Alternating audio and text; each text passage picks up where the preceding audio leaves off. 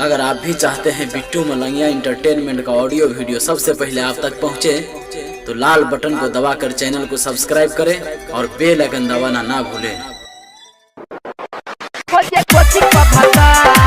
आप सुन रहे हैं बिट्टू मलंगिया एंटरटेनमेंट को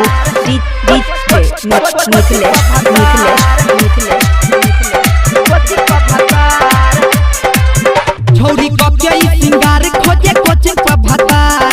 हाय हाय रे हाय रे हाय रे हाय हाय हाय रे हाय रे हाय रे हाय। छौरी कके सिंगार खोजे कोचिंग पर भतार। इ त देखला पर ए दादा इ त देखला पर लागे लपकिया छिनार। हाय हाय रे हाय रे हाय रे हाय हाय हाय रे हाय रे हाय रे हाय। छौरी कके सिंगार खोजे कोचिंग पर भतार। डीजे बिट्टू मलंगिया मधुबनी झारखंड फिल्म्स के शानदार प्रस्तुति।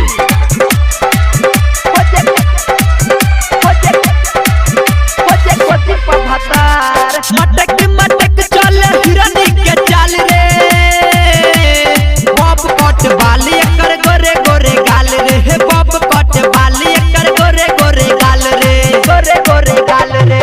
मटक मटक चल हिरनी के चाल रे। बॉब कट बाली एकर गोरे गोरे गाल रे। हे बॉब कट बाली एकर गोरे गोरे गाल रे। कर ढोरही लागई छई पोखरी इनार। हाय हाय रे हाय रे हाय रे हाय हाय हाय रे हाय रे हाय रे हाय। छौरी कके सिंगार खोजे कोचिंग पर भतार। हाय हाय रे हाय रे हाय रे हाय हाय हाय रे हाय रे हाय रे हाय। आप सुन रहे हैं आशीष लाल यादव को। झारखंड फिल्म्स हाजिरी। DJ DJ DJ Mithilesh DJ Bittu Malangiya Madhubani खोजइए छौरी गायक आतिश के। माजा लुटाबे छौरी बिनाई फिसके। हे माजा लुटाबे छौरी बिनाई फिसके। खोजइए छौरी डीजे सुमित के। माजा लुटाबे छौरी बिनाई फिसके। हे माजा लुटाबे छौरी बिनाई फिसके। राइटर धर्मेंद्र के छौरी बना ललकै यार। हाय हाय रे हाय रे हाय रे हाय हाय हाय रे। छौरी कके सिंगार खोजे कोचिंग पर भतार।